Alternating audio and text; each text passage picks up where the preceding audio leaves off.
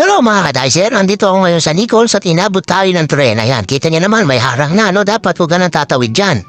Abangan mo na lang makalampas yung tren.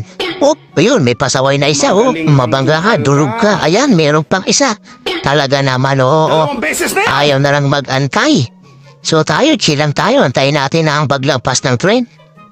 So, kita naman nakababa na. Ewan ko kung ano bang tawag dyan, no? Comment nyo nga, ano bang tawag dyan?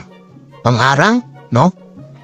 So, matagal-tagal to. Abutin tayo dito ng mga 3 to 5 minutes siguro. Terminal kasi to eh. Malamang paglampas ng isa, yung isa naman yung lalampas. Ay buhay. Haba niya, no? Hanggang dito na lang yung tren na yan sa Alabang eh. Kasi putol na yan pagdating sa Laguna. Kinagawa kasi nila yung bagong terminal, no? Maganda, mas improvement. Haba niya, no? Pero